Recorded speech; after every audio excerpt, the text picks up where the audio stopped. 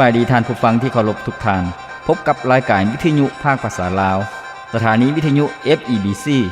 รายการ30นาทีต่อไปนี้หวังว่าจะเป็นประโยชน์ต่อท่านผู้ฟังในการดำเนินชีวิตเมื่อท่านผู้ฟังได้ติดตามรายการนี้ท่านก็จะมีความหวังมีความสุขในการดำเนินชีวิตเชิญท่านผู้ฟังติดตามได้ดังต่อไปนี้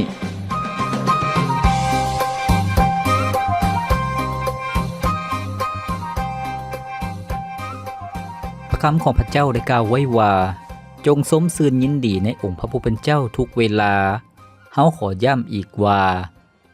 จงชื่นชมยินดีเถิดพระธรรมฟิลิปปีบทที่4ข้อที่4สุขสบายดีพ่อแม่พี่น้องท่านผู้ฟังที่เคารพรักทุกท่านพบกันอีกเช่นเคยกับรายการชีวิตนี้ยังมีความหวังข้าพเจ้าพรประเสริฐผู้ดำเนินรายการยินดีต้อนรับท่านผู้ฟังทุกท่านเข้าสู่รายการของพวกเรา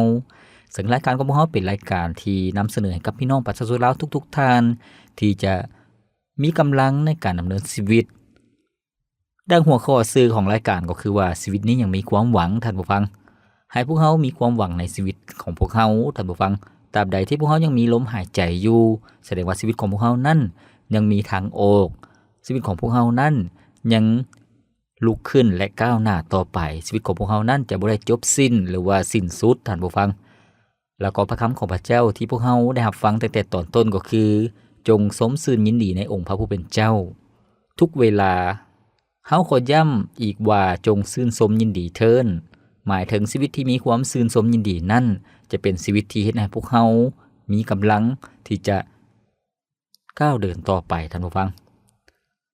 ชีวิตที่มีความชื่นชมยินดีนั่นบ่ได้ขึ้นกับสถานการณ์ที่อยู่อ้อมข้างพวกเฮาว่าพวกเฮาอยู่สุขสบายพวกเฮาอยู่เย็นเป็นสุขแนวใดพวกเฮาบ่มีปัญหาหยังบ่แม่นแนวนั้นชีวิตที่มีความสมชื่นยินดีเกิดขึ้นได้เมื่อชีวิตของพวกเฮาได้รู้จักกับพระเจ้าผู้เป็นสันติสุขชีวิตที่มีความสมชื่นยินดีนั้นบ่ได้ขึ้นกับสภาพกาลหรือว่าสภาพแวดล้อมอยู่อ้อมข้างแต่ขึ้นมาจากความคิดจิตใจจิตวิญญาณภายในส่วนลึกของพวกเขาที่มีความปิติยินดีท่านผู้ฟังขอบคุณพระเจ้าพวกเราทุกคนที่มีลูกมีเต้าก็อยากให้ลูกเต้าของพวกเรา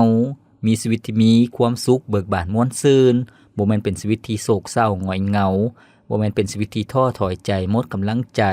อะไรอาวรณ์บ่แม่นแนวนั้นเช่นเดียวกันพระเจ้าพระองค์ทรงสร้างมนุษย์ทุกคนพระองค์ก็ทรงปรารถนาให้มนุษย์ทุกคนนั้นมีชีวิตที่มีกำลังมีชีวิตที่มีความชื่นชมยินดีมีชีวิตที่มีความสุขนั่นก็คือจุดประสงค์เป้าหมายที่พระเจ้าทรงสร้างมนุษย์ทุกคนให้มีชีวิตที่ร่วมสามัคคีธรรมกับพระเจ้ารู้จักกับพระเจ้าแล้วก็มีชีวิตที่มีชัยชนะต่อความบาปต่อสิ่งที่ขี้ตัวหลอกลวงต่อสิ่งชั่วร้ายต่างๆท่านผู้ฟังขอบพระคุณพระเจ้ามื้อนี้ข้าพเจ้าอยากนำท่านผู้ฟังมารับพรนำกันในหัวข้อที่บอกว่าชีวิตที่ทนทานแข็งแกร่งท่านผู้ฟังชีวิตของพวกเราจะเป็นชีวิตที่มีความเข้มแข็งมีความทนทานได้แนวใดท่านผู้ฟัง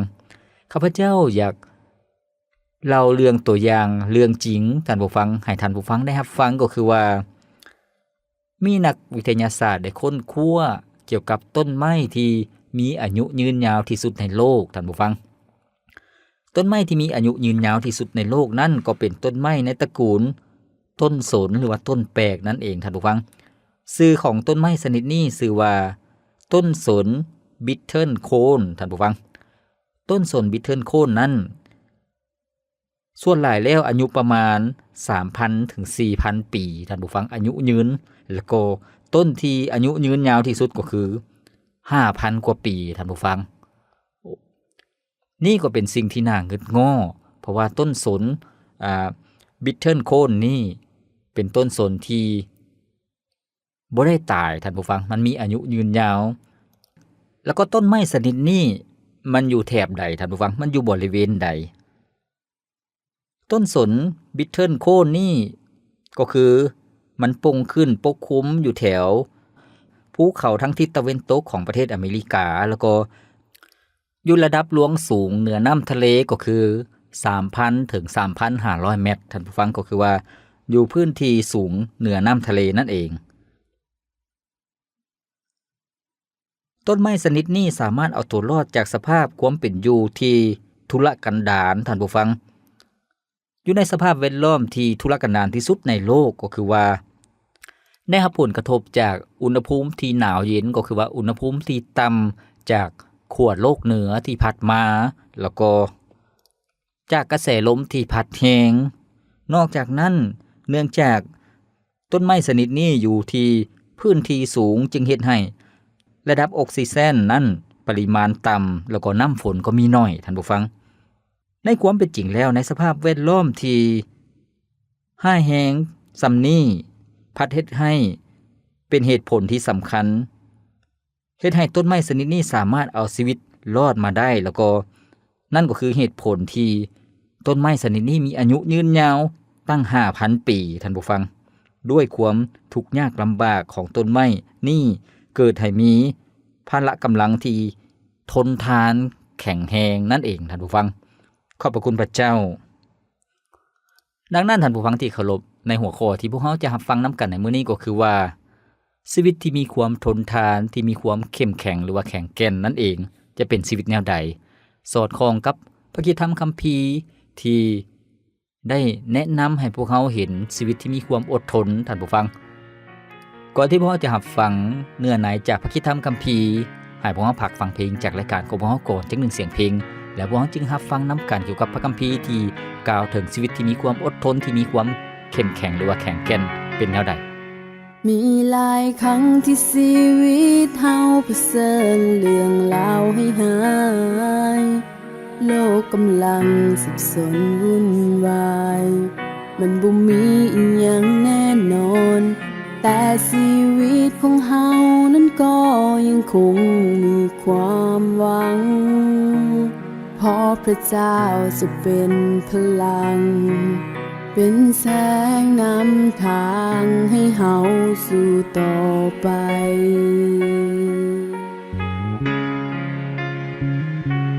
มีหลายครั้งที่ชีวิตเฮาเผชิญเรื่องราวให้หายโลกกำลังสับสนวุ่นวายมันบ่มีอิหยังแน่นอนแต่ชีวิตของเฮานั้นก็ยังคงมีความหวังเพราะพระเจ้าจะเป็นพลังเป็นแสงนำทางให้เฮาสู่ต่อไปบ่ว่าจะพบจะเจอเรื่องใดบอกตัวเองไว้ว่าบ่เป็นหยังเฮาจะสู้ด้วยกำลังจากองค์พระคริสต์พระองค์ทรงเป็นพระเจ้าที่ข้านั้นไว้วางใจถ้าบ่อยากกลัวเรื่องใดมีพระองค์เป็นที่ลี้ภัยพระองค์ปกป้องข้าไว้ให้ข้านั้นพ้นปลอดภัยให้พ้นจากสิ่งชั่วอันตรายใดๆก็ตามจะบ่มีทางเข้ามาแค่นี้ข้าล้มลงเพราะข้ามีพระองค์ที่ยืนอยู่เคียงข้างข้าและจะไว้วางใจพระองค์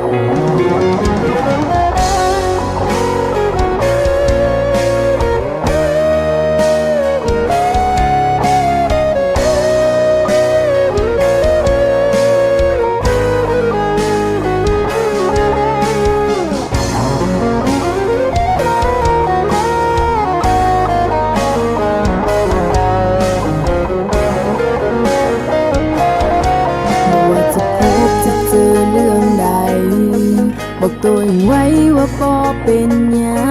งเฮาจะสู้ด้วยกำลังจากองค์พระคริสต์พระองค์ทรงเป็นพระเจ้าที่ข้านั้นไว้วางใจถ้าบ่อยากกลัวเรื่องใดมีพระองค์เป็นที่ลี้ภัยพระองค์ปกป้องข้าไว้ให้ข้านั้นพ้นปลอดภัยให้พ้นจากสิ่งชั่วอันตราย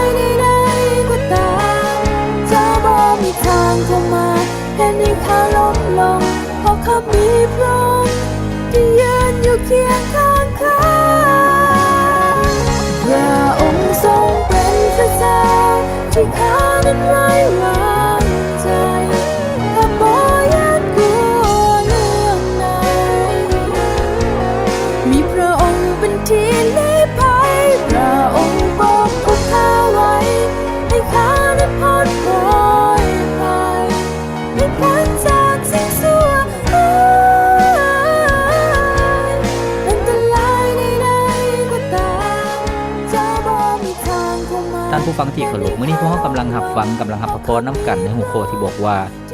ชีวิตที่มีความทนทานชีวิตที่มีความเข้มแข็งหรือว่าแข็งแกร่งนั้นเป็นชีวิตที่เป็นแนวใดท่านผู้ฟังมีกกปลายสาเหตุมาแนวใดมีเงื่อนไขแนวใดจึงเฮ็ดให้ชีวิตของพวกเรามีความเข้มแข็งมีความแข็งแกร่งซึ่งพระคำของพระเจ้าที่พวกเรากำลังจะรับฟังนํกันปรากฏอยู่ในพระธรรมโรมบทที่5ข้อที่1ถึงข้อที่5ซึ่งได้กล่าวไว้ว่าด้วยเหตุนี้เมื่อพวกเขาได้ทรงถือว่าเป็นคนชอบธรรมเพราะด้วยความเชื่อแล้วพวกเขาจึงมีสันติสุขกับพระเจ้าโดยทางองค์พระเยซูคริสต์เจ้าของพวกเขาโดยทางพระองค์เฮาจึงได้เข้าไปในห่มพระคุณซึ่งบัดนี้พวกเขาตั้งมั่นอยู่ด้วยความเชื่อและพวกเขาชื่นชมยินดีในความหวังว่าจะได้มีส่วนในสง่าราศีของพระเจ้าหลายกว่านั้นอีกพวกเขาก็มีความสมชื่นยินดีในความทุกข์ยากลำบากด้วยเพราะรู้แล้วว่าความยากลำบากนั้นเฮ็ดให้เกิดมีความอดทนและความอดทนนั้นเฮ็ดให้เฮาเป็นคนที่พระเจ้าทรงเห็นชอบและการที่ทรงเห็นชอบนั้นเฮ็ดให้มีความไว้วางใจและความไว้วางใจบ่ฮอนเฮ็ดให้มีความเสียใจเพราะผิดหวังเพราะเห็นว่าพระเจ้าทรงเปล่งความรักของพระองค์เข้าในใจของพวกเฮาโดยทางพระวิญญาณบริสุทธิ์เจ้าซึ่งพระองค์ทรงประทานให้แก่เฮาทั้งหลายแล้วแม้แล้วท่านผู้ฟังที่เคารพนี่ก็คือเนื้อในจากพระคิดธรรมคัมภีร์ที่ได้กล่าวให้พวกเฮาได้เห็นว่าชีวิตของพวกเฮานั้นเป็นชีวิตที่มีความอดทนมีความทนทานแนวใดมีความเข้มแข็งแนวใดท่านผู้ฟังดังที่พวกเฮาได้รับฟังตั้งแต่ตอนต้นก็คือว่ามีการสำรวจมีการค้นพบต้นไม้ที่มีอายุยืนยาวที่สุดในโลกแม่นต้นไม้ชนิดใดท่านผู้ฟังคำตอบก็คือแม่นต้นไม้ซึ่งชื่อว่าต้นแปลกหรือว่าต้นสนบิทเทิลโคนท่านผู้ฟังมีอายุปกติ 3,000 ถึง 4,000 ปีแล้วก็ต้นที่อายุยืนยาวที่สุดก็คือ 5,000 กว่าปีท่านผู้ฟังถ้าเปรียบเทียบแล้วก็คือว่าเป็นต้นไม้บูฮานตั้งแต่สมัยที่ชาวอียิปต์กำลังสร้างพีระมิดนั่นเองท่านผู้ฟังพวกเขาจะเห็นว่าพีระมิดซึ่งประเทศอียิปต์สร้างขึ้นในปัจจุบันนี้ก็เป็น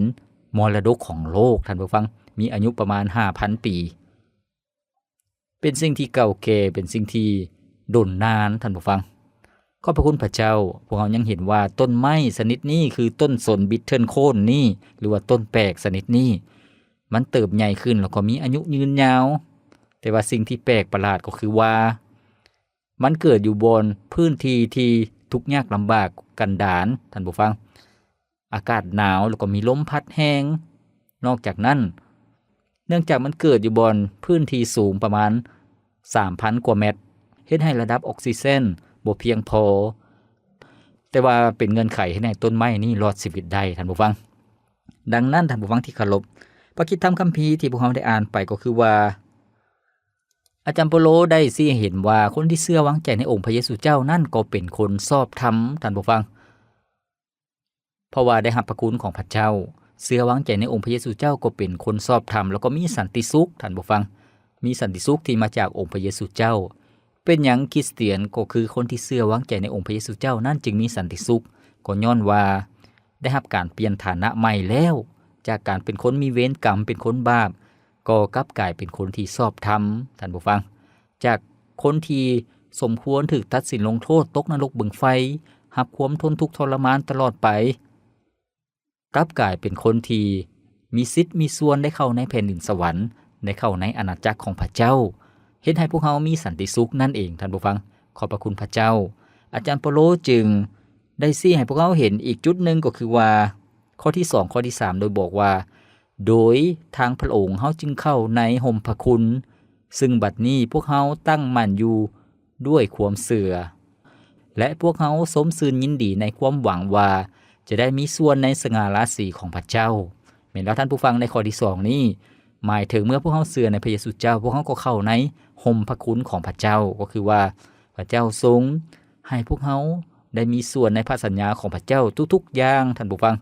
สิ่งที่พวกเฮาบ่ได้สมควรได้รับแต่พระเจ้าทรงมอบให้หมายถึงพวกเฮาได้รับพระคุณของพระเจ้าท่านผู้ฟัง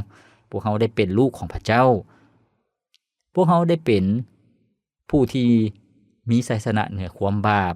พวกเขาได้เป็นผู้ที่ได้รับมรดกจากพระเจ้าพวกเขาได้เป็นผู้ได้มีชีวิตนิรันดรตลอดไปพวกเขาได้เป็นคนที่มีพระวิญญาณของพระเจ้าอยู่ในชีวิตแล้วก็พระสัญญาในการปกปักรักษาในการอวยพระพรในการทรงนำพาก็สำเร็จเป็นจริงในชีวิตของพวกเขาทุกๆอย่างท่านผู้ฟังนั่นก็คือพระคุณของพระเจ้าแล้วก็พวกเขาจะได้มีส่วนในสง่าราศีของพระเจ้าก็คือมีส่วนในพระรัศมีความสว่างของพระเจ้าพวกเขาได้มีส่วนในการปกครองร่วมกับพระเจ้าอยู่ถึงบัลลังก์ของพระองค์อยู่ถึงแผ่นดินสวรรค์นั่นก็คือสง่าราศีที่ยิ่งใหญ่ท่านผู้ฟังข้อที่3พวกเขามีอย่างอีกท่านผู้ฟังหลายกว่านั้นอีกพวกเขาก็มีความสมซื่นยินดีในความยากลำบากด้วยเพราะรู้แล้วว่าความยากลำบากนั้นเฮ็ดให้เกิดมีความอดทนแม้แล้วท่านผู้ฟังที่เคารพชีวิตของพวกเขาที่ติดตามองค์พระเยซูเจ้านั้นเป็นชีวิตที่ถวายเกียรติแด่พระเจ้าแล้วก็เชื่อฟังพระเจ้าท่านผู้ฟังเมื่อพวกเขาเชื่อวางใจในองค์พระเยซูเจ้าแน่นอนที่สุดชีวิตก็บ่ได้ราบรื่นเสมอไปท่านผู้ฟังชีวิตจะบ่ได้เป็นชีวิตที่ได้รับการยอมรับเสมอไปย้อนหยังย้อนว่าพวกเขาทุกคนที่เชื่อวางใจในองค์พระเยซูเจ้าก็เกิดจากพระเจ้าเป็นลูกของพระเจ้าแต่พระคำของพระเจ้าได้บอกว่ามนุษย์โลกตกอยู่ภายใต้อำนาจของมารร้ายอำนาจของผีมารร้ายหมายถึงพวกเขาจะถูกต่อต้านจากคนที่บ่เชื่อพระเจ้าพวกเขาจะถูกต่อต้านจากคนที่ปฏิเสธพระเยซูเจ้าท่านผู้ฟังแม้แต่พระเยซูเจ้าก็ยังถูกบรรดาพวกผู้นำศาสนายิวที่ต่อต้านพระองค์ที่ปฏิเสธพระองค์ท่านผู้ฟังบรรดาพวกสาวกของพระเยซูเจ้าก็ถูกกดขี่ข่มเหงถูกจับถูกทรมานย้อนความเชื่อของเขาเจ้าที่มีต่อองค์พระเยซูเจ้าหลายๆคนถูกจำกัดสิทธิ์ดังนั้นจึงบ่แปลกใจที่ตัวอย่างมีผู้ใดผู้หนึ่งในครอบครัวที่เชื่อวางใจในองค์พระเยซูเจ้าว่าจะเป็นลูกสาวคนเดียวหรือลูกชายคนเดียวหรือว่าผู้เป็นพ่อเป็นแม่เมื่อเชื่อพระเจ้าก็จะถูกต่อต้านถูกห้ามจากคนในครอบครัวถูกคัดขวางจากคนในครอบครัวท่านผู้ฟังเพราะว่าพวกเพิ่นบ่ได้ต้อนรับพระเยซูเจ้าพวกเพิ่นปฏิเสธพระเยซูเจ้าท่านผู้ฟังที่เคารพแต่พระคำของพระเจ้าได้หนุนใจให้พวกเขานั้นมีความมั่นคงอุ่นเอียนทุนเทียงท่านผู้ฟังมีความไว้วางใจในพระเจ้าเมื่อพวกเขาไว้วางใจในพระเจ้าแล้วมีความหวังในพระเจ้าหวังว่าพระองค์จะทรงเปลี่ยนสิ่งร้ายให้กลายเป็นสิ่งดีแล้วก็เมื่อถึงเวลาพระองค์จะทรงช่วยพวกเขาให้รอดพ้นจากความทุกข์ยากลำบากจากปัญหาต่างๆท่านผู้ฟังดังที่พวกเขาได้เรียนรู้เกี่ยวกับต้นไม้ที่อายุยืนยาวที่สุดในโลกมันก็อยู่ในสภาพการที่บ่ได้อำนวยความสะดวกท่านผู้ฟังบ่ว่าจะเป็นสภาพอากาศบ่ว่าจะเป็นดินฟ้าอากาศฝนหรือว่าฟ้าลมยิ่งเฮ็ดให้ต้นไม้นั้นมีความทนทานมีความเข้มแข็งเช่นเดียวกันท่านผู้ฟังที่เคารพเหตุการณ์ร้ายแรงต่างๆที่เกิดขึ้นในชีวิตของพวกเขาท่านผู้ฟังบ่ว่าจะเป็นการเยาะเย้ยการต่อต้านการคัดขวางจากคนอื่นๆหรือว่าความทนทุกข์ทรมานที่พวกเขาได้รับย้อนพวกเขาเชื่อวางใจในองค์พระเยซูเจ้าสิ่งเหล่านั้นบ่ได้เป็นสิ่งที่ทำลายชีวิตของพวกเขาท่านผู้ฟังแต่มันเป็นขั้นตอนหรือเป็นขบวนการที่พระเจ้าทรงใช้เพื่อให้ชีวิตของพวกเขาได้รับผลที่ดีเกิดผลดีต่างๆในชีวิตของพวกเขาท่านผู้ฟังปัญหานั้นจะเฮ็ดให้พวกเขากลับมาพึ่งพาพระเจ้าหลายขึ้นนับมีความเชื่อที่เข้มแข็งในพระเจ้าท่านผู้ฟังเพราะจะเฮ็ดให้พวกเขานั้นพึ่งพาพระเจ้าในทุกๆสิ่งท่านผู้ฟังพวกเขาอ่อนแอขาดกำลังพระเจ้าก็จะมอบกำลังให้กับพวกเขาขาดสติปัญญาบ่มีความรู้ความเข้าใจพระเจ้าจะทรงประทานให้กับพวกเขามีความอุกอังใจมีความกังวลมีความโศกเศร้าพระเจ้าจะทรงมอบความชื่นชมยินดีมอบสันติสุขให้กับพวกเขาท่านผู้ฟังฉะนั้นพระเจ้าบ่ได้ปล่อยปละละเลยชีวิตของพวกเขาแต่พระองค์ทรงพร้อมที่จะช่วยเหลือพวกเขาในทุกๆสถานการณ์ดังนั้นท่านผู้ฟังที่เคารพเมื่อมีเหตุการณ์ที่บ่เป็นดังใจเกิดขึ้นเหตุการณ์ที่ความทุกข์ยากลำบากเกิดขึ้นในชีวิตของพวกเขาอย่าเฝ้าจมอย่าเฝ้าท้อถอยใจแต่ให้พวกเขามีความปิติยินดีดังพระคำของพระเจ้าบอกว่าหลายกว่านั้นอีก พวกเขาก็มีความสมซื่นยินดีในความยากลำบากด้วยเพราะฮู้แล้วว่าความยากลำบากนั้นเฮ็ดให้เกิดมีความอดทนท่านผู้ฟังความทุกข์ยากลำบากเฮ็ดให้พวกเขานั้นมีความอดทนในพระธรรมโรมบทที่5ข้อที่4ได้บอกว่าความอดทนนั้นเฮ็ดให้เฮาเป็นคนที่พระเจ้าทรงเห็นชอบและการที่ทรงเห็นชอบนั้นเฮ็ดให้เฮามีความไว้วางใจแม้แล้วท่านผู้ฟังที่เคารพเมื่อชีวิตของพวกเขาได้ต่อสู้กับความทุกข์ยากลำบากด้วยความอดทนด้วยความเพียรพยายามท่านผู้ฟังบ่ได้ท้อถอยใจก็จะเป็นคนที่พระเจ้าทรงเห็นว่าพวกเขาใช้การได้เป็นคนที่พระเจ้าทรงเห็นชอบนั่นเองท่านผู้ฟังแล้วพระเจ้าก็จะทรงอวยพรชีวิตของพวกเขามอบหมายหน้าที่ที่สำคัญให้กับชีวิตของพวกเขาแล้วก็พวกเขาก็สามารถเติบใหญ่ขึ้นฝ่ายจิตวิญญาณอีกระดับหนึ่งอีกขั้นตอนหนึ่งอีกท่านผู้ฟังขอบพระคุณพระเจ้าในข้อที่5ได้บอกว่าและความไว้วางใจบ่ฮอนเฮ็ดให้พวกเขาเสียใจเพราะผิดหวังเพราะเห็นว่าพระเจ้าทรงเปล่งความรักของพระองค์เข้ามาในใจของพวกเขาโดยทางพระวิญญาณบริสุทธิ์เจ้าซึ่งพระองค์ได้ทรงประทานให้แก่เฮาทั้งหลายแล้วแม้แล้วท่านผู้ฟังที่เคารพชีวิตของพวกเขาที่เสื่อหวังใจในองค์พระเยซูเจ้าแต่พวกเขาพบกับความทุกข์ยากลำบากพบกับการข่มเหงการเยาะเย้ยการถูกต่อต้านต่างๆแต่พวกเขายังมีความอดทนพวกเขาบ่ได้หวั่นไหวบ่ได้โคนเคนเป็นการยั่งยืนว่าชีวิตของพวกเขานั่นเป็นผู้ใหญ่ในความเชื่อพวกเขาเติบใหญ่ขึ้นอีกระดับหนึ่งแล้วก็เป็นการสำแดงหรือว่ายั่งยืนว่าพวกเขาไว้วางใจในพระเจ้าอย่างเต็มที่ท่านผู้ฟังพวกเขาบ่ได้ไว้วางใจในตัวเองบ่ได้ไว้วางใจในคนอื่นแต่ไว้วางใจในพระเจ้าแสดงว่าเฮาเพิ่งพาพระเจ้าเท่านั้นเฮ็ดให้พวกเขานั้นเป็นคนที่มีความหวังท่านผู้ฟังแล้วก็พวกเขาจะบ่ได้เสียใจย้อนพวกเขาผิดหวังย้อนหยังความหวังของพวกเขาอยู่ในพระเจ้าเป็นความหวังที่เป็นจริงเป็นความหวังที่พระเจ้าทรงยอมรับเป็นความหวังที่พระเจ้าทรงสัญญาแล้วพระองค์จะทรงสอยพวกเขาเป็นความหวังว่าพระเจ้าจะทรงให้พวกเขาผ่านพ้นจากอุปสรรคปัญหาไปได้เป็นความหวังว่า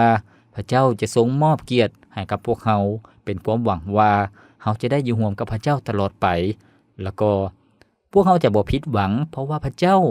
ได้ให้พวกเขาสัมผัสถึงพระคุณความรักของพระเจ้าทุกๆมื้อท่านผู้ฟังพวกเขาสัมผัสความรักของพระเจ้าได้แนวใดพวกเขาสามารถสัมผัสถึงความรักของพระเจ้าได้อย่างใกล้ชิดติดแท้ในตัวของพวกเขาเองในชีวิตของพวกเขาเองก็คือโดยพระวิญญาณบริสุทธิ์เจ้าที่อยู่ในชีวิตของพวกเขาท่านผู้ฟังพระคำของพระเจ้าได้บอกว่าเพราะเห็นว่าพระเจ้าทรงเปล่งความรักของพระองค์เข้ามาในใจของพวกเขาโดยทางพระวิญญาณบริสุทธิ์เจ้าซึ่งพระองค์ได้ทรงประทานให้แก่พวกเขาแล้วแม้แล้วท่านผู้ฟังที่เคารพเมื่อพวกเขาเชื่อหวังใจในข่าวประเสริฐขององค์พระเยซูเจ้าพวกเขาก็ได้รับพระวิญญาณบริสุทธิ์เจ้าเป็นพระเจ้าผู้ทรงเข้ามาสถิตอยู่ในชีวิตของพวกเขาและพระองค์อยู่ในชีวิตของพวกเขาตลอดไปพระวิญญาณบริสุทธิ์ของพระเจ้านั้นจะช่วยนำพาชีวิตของพวกเขาจะทรงหนุนกำลังใจให้กับพวกเขาและให้พวกเขาได้สัมผัสถึงความรักของพระเจ้าได้ท่านผู้ฟังความรักของพระเจ้าจะเต็มล้นในชีวิตของพวกเขาจะหวานซึ้งในชีวิตของพวกเขาจะมีความอบอุ่นในชีวิตของพวกเขาก็โดยพระวิญญาณบริสุทธิ์เจ้าให้พวกเขาได้รับความรักของพระเจ้านี่ก็คือความจริงท่านผู้ฟังขอบพระคุณพระเจ้าแสดงว่าการที่พวกเขาเชื่อในพระเยซูเจ้านั้นบ่แม่นเชื่อแล้วก็แล้วไปพระเจ้าก็ปะทิมพวกเขาบ่แม่นแนวนั้นแต่พวกเขาเชื่อในพระเยซูเจ้าแล้วพระองค์ก็ทรงอยู่ในพวกเขาก็อยู่ในพระองค์ท่านผู้ฟังดังนั้นท่านผู้ฟังที่เคารพให้พวกเขาอธิษฐานกับพระเจ้าในทุกๆเรื่องราวในชีวิตของพวกเขาบ่เพียงแต่ให้พระองค์ช่วยพวกเขาให้พ้นจากความเดือดร้อนจากปัญหาเท่านั้นแต่ให้พวกเขาอธิษฐานขอให้พระคุณของพระเจ้าที่จะทรงเปลี่ยนปัญหาความทุกข์ยากลำบากนั้นให้เป็นการเข้าใจน้ำพระทัยของพระเจ้าท่านผู้ฟังว่าพระเจ้าทรงมีจุดประสงค์ที่ดีสำหรับลูกของพระองค์ทุกๆคนท่านผู้ฟังบางท่านหรือว่าหลายท่านมีลูกที่ยังน้อยกำลังเฮียนย่างท่านผู้ฟังเมื่อลุกขึ้นย่างได้ก้าว1 2ก้าวก็ล้มลงผู้เป็นพ่อเป็นแม่บ่แม่นปะทิ่มลูกเต้าท่านผู้ฟังแต่สังเกตลูกเต้าอยู่ใกล้ๆลูกเต้านั้นที่ล้มแล้วก็ลุกขึ้นมาย่าง ล้มแล้วลุกขึ้นมาในที่สุดก็สามารถย่างได้จากประสบการณ์นั้นก็เฮ็ดให้ลูกนั้นมีความสามารถในการย่างได้อย่างคล่องแคล่วท่านผู้ฟังเส้นเดียวกันท่านผู้ฟังที่เคารพพระเจ้าก็ทรงเฝ้าเบิ่งชีวิตของพวกเขาอยู่ใกล้ๆพร้อมที่จะช่วยเหลือพวกเขาในทุกๆสถานการณ์ถึงแม้ว่าพวกเขาพบกับอุปสรรคปัญหาความทุกข์ใจให้พวกเขารู้ว่าพระคุณของพระเจ้าก็มีเพียงพอสำหรับชีวิตของพวกเขาและพระองค์จะทรงให้พวกเขามีความเข้มแข็งได้ในท่ามกลางปัญหาท่ามกลางเรื่องให้ที่เกิดขึ้นและสันติสุขของพระเจ้าก็จะทรงเต็มล้นในชีวิตของพวกเขาท่านผู้ฟังดังนั้นสุดท้ายนี้มีประโยคนึงที่บอกว่าพระเจ้าทรงใช้ความทุกข์ยากลำบากที่เกิดขึ้นเฮ็ดให้พวกเขาเป็นคนที่ใช้การได้เป็นคนที่เข้มแข็งแล้วก็มีประสบการณ์ในพระองค์ท่านผู้ฟังขอบพระคุณพระเจ้าดังนั้นเมื่อเฮาพบกับความทุกข์ยากลำบากความเดือดร้อนปัญหาต่างๆอย่าฟ้าจมอย่าเฝ้าน้อยอกน้อยใจอย่าเฝ้าท้อถอยใจแต่ให้พวกเขาฮู้ว่าพระเจ้ากำลังให้พวกเขาเรียนรู้หยังพวกเขาจะถอดถอนบทเรียนได้แนวใดแล้วก็เป็นโอกาสที่พวกเขาจะเติบใหญ่ขึ้นในความเชื่อท่านผู้ฟังที่เคารพรายการของพวกเราดำเนินมาฮอดนี้ก็สิ้นสุดเพียงเท่านี้ข้าพเจ้าพรประเสริฐผู้ดำเนินรายการขอกล่าวคำว่าข้าพเจ้าอวยพรท่านผู้ฟังทุกท่านพบกันใหม่ในมื้อต่อไปสบายดีหากว่าเมื่อใดประสบทุกข์มาถึงต้องเจ็บต้องซ้ำจนหัวใจเฮาอ่อนล้าอย่านึกกลัวจงมั่นใจพระเยซูคริสต์หักเฮาเท่าใดพระองค์เข้าใจทุกหยดน้ำตาทุกนาทีพระองค์ยังมั่นคงหักเสมอเชื่อได้เลยพระองค์หักจริงใจพระองค์หักเหมือนเดิมเมื่อใดก็เหมือนเดิมหักเฮาเสมอและจะหักตลอดไปพระองค์หักเหมือนเดิมเมื่อใดพบทุกข์ภัยบ่มีวันใดที่จะหยุดหักเฮาในบางครั้งเกิดความท้อใจสับสนข้างในเป็นธรรมดาที่สำคัญพระองค์บ่หลงลืมเฮาจักขังพระองค์ยังหักเฮาบันคง